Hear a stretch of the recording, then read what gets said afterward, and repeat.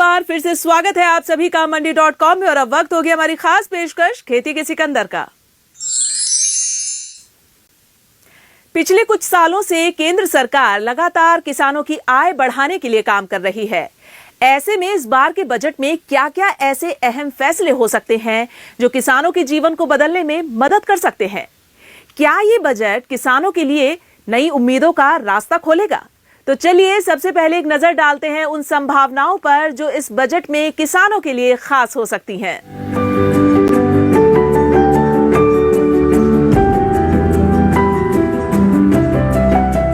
प्रधानमंत्री नरेंद्र मोदी के तीसरे कार्यकाल का दूसरा केंद्रीय बजट 1 फरवरी 2025 को पेश होगा। केंद्र सरकार पिछले कई सालों से देश के किसानों की आय बढ़ाने के लिए काफी प्रयास कर रही है।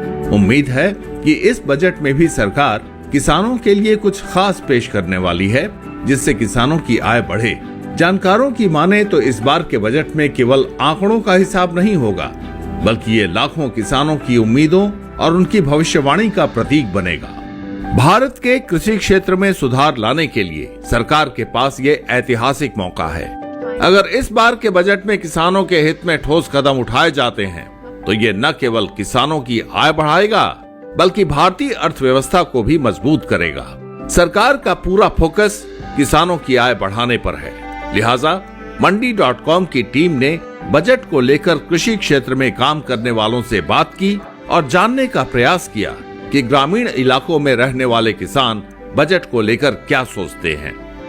प्रधानमंत्री मोदी जी के नेतृत्व वाली तीसरी सरकार है, उसका ये पहला फुल फ्लैज बजट उस तरीके से होगा क्योंकि पिछला बजट चुनाव के बाद आया था। इस बजट में किसानों को काफ़ी उम्मीदें हैं और क्योंकि देश की जो इकोनॉमी है उसके लिए अभी भी जो करंट फाइनेंशियल ईयर का जो नंबर आए हैं उसमें एग्रीकल्चर की जो ग्रोथ है वो 3.8% रही है पिछले साल के 1.2% के मुकाबले। इसका मतलब जो इकोनॉमी का जो अभी जो हम देख रहे हैं जीडीपी का नंबर, उसमें एग्रीकल्चर ने काफ़ी मदद की है यहाँ तक ग्रोथ के लिए। इस बार मौसम भी अच्छा है, विंटर्स ठीक हैं, तो किसान तो अपना काम कर रहा है, प्रोडक्शन बढ़ेगा ये बिल्कुल तय है। लेकिन किसान की खुशहाली और जो देश का जो अभी सरकार का जो सपना है कि 2047 तक कैसे भारत विकसित हो, उसमें कृषि क्षेत्र और किसानों की खुशहाली के बिना इस लक्ष्य को हासिल करना संभव नहीं है। देश में ज्यादातर छोटे और सीमांत किसान हैं, जिनकी जोत का आकार 1 हेक्टेयर से भी कम है। ऐसे किसानों की आमदनी बढ़ाना अहम मुद्दा है। कृषि उत्पादकता बढ़ाने के लिए जरूरी है कि किसानों को बेहतर और अधिक उत्पादकता वाले बीज, फसल सुरक्षा के उपाय और बीमारियों से बचाव के लिए रिसर्च और तकनीकी सहायता मुहैया कराई जाए। इसके लिए सरकार को कृषि क्षेत्र में शोध पर खर्च बढ़ाना होगा। साथ ही कृषि इंफ्रास्ट्रक्चर में निवेश बढ़ाकर किसानों को बेहतर परिवहन, भंडारण और बाजारों तक पहुंच सुनिश्चित करनी चाहिए। इन सभी उपायों से किसानों की आमदनी बढ़ाने के साथ साथ उनकी उत्पादकता और फसल का मूल्य भी बेहतर हो सकता है। हमारे देश में करीब 88% स्मॉल और मार्जिनल फार्मर हैं, 88%, जिनकी जोत का आकार 1 हेक्टेयर से नीचे चला गया है। तो उनकी आमदनी कैसे बढ़े, ये इम्पोर्टेंट एस्पेक्ट है। और इसके लिए सरकार को कुछ चीज़ें हैं जो डायरेक्ट बेनिफिट ट्रांसफ़र हैं, जिसमें वो उनको पैसा देते हैं किसान योजना के तहत। दूसरे ये हैं कि उनकी उत्पादकता कैसे बढ़े और उनकी फसल का दाम बेहतर कैसे हो, इसके लिए सरकार को काम करना पड़ेगा। इंफ्रास्ट्रक्चर के ऊपर निवेश की ज़रूरत है। दूसरी ये है कि उनको बेहतर वैरायटी के अधिक उत्पादकता वाले बीज उपलब्ध हों, उनकी फसल की बीमारियों से सुरक्षा ज़रूरी है। इसके लिए जो रिसर्च है उसके ऊपर निवेश बढ़ाना पड़ेगा। पिछले कई साल से जो हमारा आईसीआर वगैरह का बजट है जो रिसर्च का, वो काफ़ी कम है। एक लंबे समय से डिमांड है कि एग्रीकल्चर का जो जीडीपी है उसका 1% जो एग्रीकल्चर रिसर्च के ऊपर होना चाहिए, क्योंकि रिसर्च में 1 रुपया का जो रिटर्न है 13 रुपये मिलता है इसका जो स्टडीज़ हैं। तो गवर्नमेंट को रिसर्च पे फोकस करने की ज़रूरत है, इंफ्रास्ट्रक्चर के ऊपर और आगे जाने की ज़रूरत है और कैपिटल एक्सपेंडिचर बढ़ाना चाहिए। केंद्र सरकार देश भर में 10,000 FPOs यानी फार्मर प्रोड्यूसर ऑर्गेनाइजेशन के गठन पर काम कर रही है। FPOs के संचालक भी आगामी बजट से बड़ी उम्मीदें रखते हैं। उनका कहना है कि सरसों जैसे विशिष्ट उत्पादों के लिए कुछ खास कीमतों का निर्धारण होना चाहिए ताकि किसानों को लाभ मिल सके। एफपीओज को वही सुविधाएं मिलनी चाहिए जो सोसाइटीज को मिलती हैं। वर्तमान में एफपीओज को 11 से 12% के ब्याज दर पर लोन मिलता है, जो बहुत अधिक है। इसके अलावा उन्हें भी निःशुल्क भूमि और अतिरिक्त लाभांश जैसी सुविधाएं मिलनी चाहिए जो सोसाइटीज को दी जाती है। अगर सरकार इन नीतियों में सुधार करती है तो एफपीओज मजबूत होंगे और सरकार के इस कंसेप्ट को और आगे बढ़ाया जा सकेगा।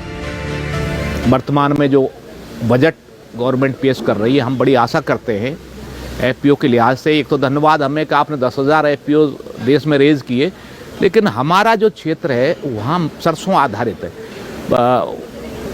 वुड एफपीओ के लिए मस्टर्ड में कुछ विशेष कीमतों का निर्धारण होना चाहिए, बढ़ना चाहिए, जो हमारे किसानों को लाभ मिल सके। दूसरे, हमारे एफपीओ के लिए जैसे सुविधाएं नहीं मिलती जैसे सोसाइटियों को मिलती है। सोसाइटियों को खाद बीज के गोदाम मुफ्त में है, लेकिन हमें नहीं, वो एफपीओ को मिलना चाहिए। तो मैं उम्मीद करता हूँ कि एफपीओ के लिए विशेष ऋणों में ब्याज की छूट हो या 5 साल तक ब्याज रहित ऋण मिले, और सोसाइटी की तरह हमें भी एक निःशुल्क भूमि मिले, हमें भी अतिरिक्त जो लाभांश है वो मिले जो ऐसे सोसाइटी को मिलता है। तो ये नीतियां अगर भेदभावपूर्ण सोसाइटी तुलना में करें खत्म हो जाती हैं तो लगता है हमारे एफपीओ बहुत मजबूत होंगे। जो कॉन्सेप्ट सरकार ने बनाया वो आगे बढ़ेगा। और हम बेशक मस्टर्ड आधारित एफपीओ, इसमें बहुत सारे प्लेटफार्म, हमें एनसीडीएक्स जैसे प्लेटफार्म और प्लेटफार्म मिलने चाहिए जिसमें हमें मंडी से अधिक दाम मिल सके। पहले हम अपने किसानों को लाभ देते आए हैं। आने वाले बजट को लेकर राजस्थान के भरतपुर जिले के डी ब्लॉक में स्थित एफपीओ के सीईओ देवराज फौजदार कहते हैं कि उनके इलाके में लगभग 85 से 90% किसान सरसों की खेती करते हैं। हाल ही में सरकार ने सरसों की एमएसपी 5,650 रुपए से बढ़ाकर 5,900 रुपए की है, लेकिन विश्लेषण से सामने आया है कि किसानों की प्रति एकड़ उत्पादन लागत 28,500 रुपए है, जो एमएसपी से कहीं अधिक है। इससे किसानों की स्थिति नो प्रॉफिट नो लॉस वाली हो रही है। इसलिए सरकार को सरसों जैसी फसलों के एमएसपी पर पुनर्विचार करना चाहिए। इसके अलावा एफपीओज के लिए ब्याज मुक्त कर्ज की व्यवस्था और ग्रामीण भंडारण की सुविधाओं के लिए विशेष योजनाओं की मांग की जा रही है ताकि एफपीओज अपना काम बेहतर तरीके से चला सके। ये हम उम्मीद करते हैं बजट में कि एक तो अपने कीमत पर निर्धारण सही तरीके से किया जाए, उसका एनालिसिस करके, और दूसरा अगर वो बाजार खुलता है तो किसानों को सीधा फायदा हो सकता है। मंडियों में उनके साथ ऐसा व्यवहार होता है जो मंडियों में पूरा कीमत और उनकी ज़्यादा शोषण होता है। एफपीओ के लिए स्कीम है, एफपीओ के लिए एक तो बैंक जैसे निजी लोन देती हैं उसी दर पर लोन देती हैं, तो उस पर कुछ हर नो इंटरेस्ट पे ब्याज पर लोन दिया जाए तो एफपीओ आगे गति कर सकते हैं। और दूसरा, उनके लिए भंडारण के लिए ऐसी कोई स्कीम लाई जाए कि उनको भंडार करने के लिए ग्रामीण गोदाम वगैरह की व्यवस्था एफपीओ के पास होनी चाहिए, तो ये भी बहुत ज़रूरी है। अगर सरकार इस बार अपने बजट में किसानों पर ध्यान केंद्रित करती है तो खेती किसानी के क्षेत्र में नए अवसर मिलेंगे। इससे खेती में निवेश बढ़ेगा और किसानों को अपने उत्पादन पर ज्यादा ध्यान देने का मौका मिलेगा। अब हम यहाँ रुकेंगे एक छोटे से ब्रेक के लिए, और ब्रेक के बाद हम बातचीत करेंगे कुछ और किसान उत्पादक संगठनों से जुड़े किसानों से और उनसे जानने की कोशिश करेंगे कि बजट को लेकर सरकार से उनकी क्या अपेक्षाएं हैं।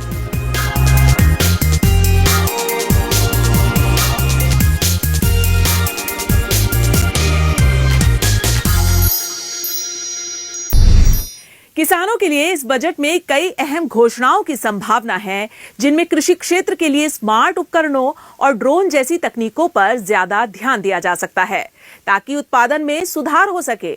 अब ये देखना होगा कि सरकार क्या क्या घोषणाएं करती है और कैसे उन फैसलों का किसानों की जिंदगी पर असर पड़ेगा। देखिए आगे की इस रिपोर्ट में।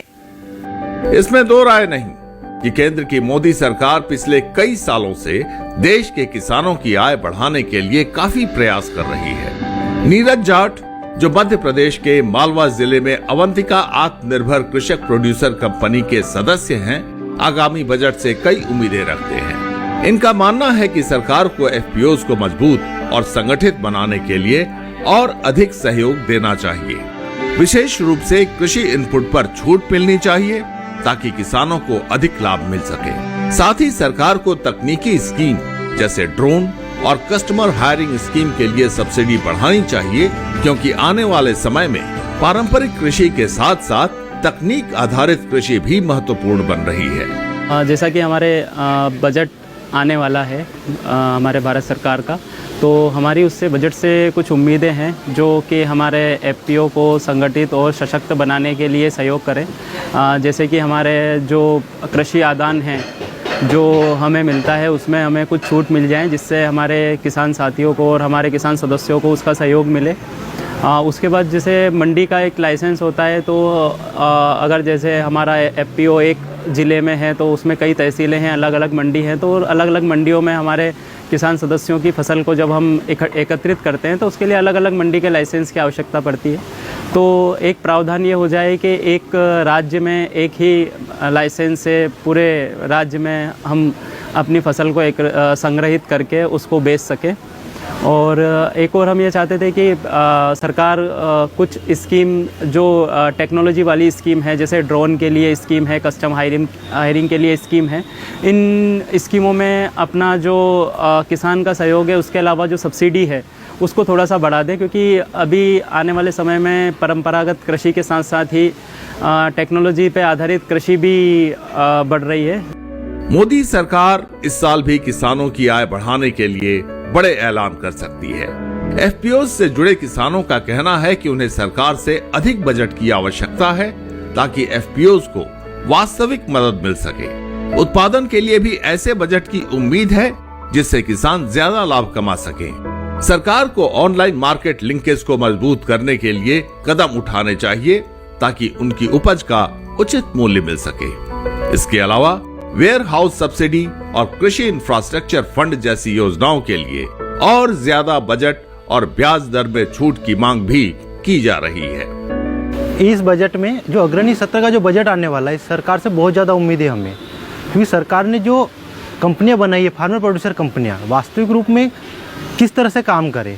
उनको जैसे वेयर हाउस का बजट बहुत ज़्यादा है। सरकार से उम्मीद है कि कुछ ऐसी योजना लेके आए, जैसे राइस ये प्रोडक्शन के लिए भी कुछ सरकार ऐसा बजट या ऐसा काम करे ताकि एपीओ बहुत ज़्यादा आगे बढ़े। ऑनलाइन लिंकेज में भी सरकार से उम्मीद है बजट में कि ऑनलाइन मार्केट में भी एपीओ की मदद करे। पिछले कुछ सालों से भारतीय कृषि में लगातार बदलाव देखने को मिल रहे हैं। साल 2020 से साल 2022 के बीच देश में किसानों की संख्या में 5 करोड़ 60 लाख का इजाफा हुआ। उन्हें खेती से बाहर दूसरे उद्योगों में अवसर कम मिल रहे हैं। ऐसे में जरूरी है कि सरकार कृषि उत्पादन और विकास के लिए ठोस कदम उठाए, ताकि किसानों की स्थिति में सुधार हो सके और देश की अर्थव्यवस्था पर इसका सकारात्मक असर पड़े।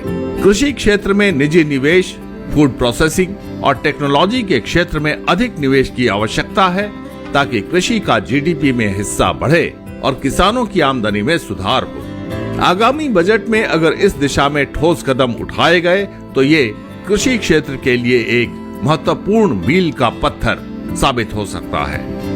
सिर्फ एग्रीकल्चर इंफ्रास्ट्रक्चर फंड या उस तरह की चीज़ों को ना देख करके सीधे किस तरीके से निवेश आए, जो प्राइवेट इन्वेस्टमेंट है वो कैसे बढ़े, उसके लिए एनवायरनमेंट बढ़ाना पड़ेगा, फूड प्रोसेसिंग बढ़े, कॉरपोरेट का निवेश ज़्यादा है और टेक्नोलॉजी में ज़्यादा निवेश हो। ये सारी चीज़ें जब मिलेंगी तब देश की जो किसान है उनकी स्थिति ठीक होगी। और जो एग्रीकल्चर का शेयर है जीडीपी में जो अभी 18% है, तो हमारी इकोनॉमी तो बड़ी होती जा रही है, लेकिन अभी भी करीब 40% जो आबादी में कामकाजी लोग हैं वो कृषि के ऊपर निर्भर हैं। तो वो जो ओवरऑल पाई है उनका शेयर उसमें कैसे बढ़े, तभी उनका जीवन बेहतर होगा, उनकी इकोनॉमी बेहतर होगी। सरकार को थोड़ा लॉन्ग टर्म अप्रोच लेकर के, हालांकि एग्री स्टैक और टेक्नोलॉजी और इवन जो वेदर फोरकास्टिंग है उसके ऊपर काम हो रहा है, नई स्कीम्स अनाउंस हो रही हैं, लेकिन कुछ बड़ा कदम उठाने की ज़रूरत है जो किसान की आमदनी बेहतर करे और जो एग्रीकल्चर है उसका जो जीडीपी में शेयर है वो बढ़े और वहाँ पर लोगों की आय ज़्यादा हो। मुझे लगता है कि सरकार के सामने एक अपॉर्चुनिटी है बजट के माध्यम से इस दिशा में काम करने की। कुल मिलाकर इस बार का केंद्रीय बजट किसानों के लिए बेहद महत्वपूर्ण हो सकता है। मोदी सरकार ने हमेशा से ही कृषि क्षेत्र को प्राथमिकता दी है। वित्त मंत्री निर्मला सीतारमण किसानों के लिए कई बड़ी घोषणाएं कर सकती हैं, जिनमें किसान क्रेडिट कार्ड की लिमिट बढ़ाना, एग्रीकल्चर इनपुट्स पर जीएसटी में कटौती और कृषि योजनाओं के लिए आवंटन में बढ़ोतरी शामिल है। किसानों की आय बढ़ाने के लिए सरकार को बिचौलियों पर लगाम लगाने, खाद और बीज की कीमतों में कमी लाने और कृषि मशीनरी पर राहत देने के प्रयासों को तेज करना होगा। इसके साथ ही कृषि क्षेत्र में उत्पादन को बढ़ावा देने के लिए प्राइवेट निवेश को आकर्षित करने और फूड प्रोसेसिंग सेक्टर में सुधार की आवश्यकता है। अगर बजट में इन पहलुओं पर ध्यान रखा जाता है तो ये भारतीय किसानों की किस्मत बदलने और कृषि क्षेत्र को मजबूत करने में मददगार होगा। मंडी.com के लिए अनिल वत्स के साथ किशन भारद्वाज। किसानों की आय बढ़ाने के लिए सरकार के कदम अहम होंगे। आज मंडी.com में बस इतना ही। अगले सप्ताह में फिर आऊंगी किसानों को प्रेरणा देने वाली सफलता की एक कहानी और दूसरी जरूरी खबरें लेकर। तब तक के लिए नमस्कार और आप देखते रहिए दूरदर्शन किसान। आपकी राय हमारे लिए बहुत महत्वपूर्ण है। आप हमारे टोल फ्री नंबर पर कॉल कर सकते हैं और अपनी राय दे सकते हैं। साथ ही आप ईमेल के जरिए भी हमें अपनी राय दे सकते हैं। हमारा ईमेल पता है ncdexmandi@gmail.com।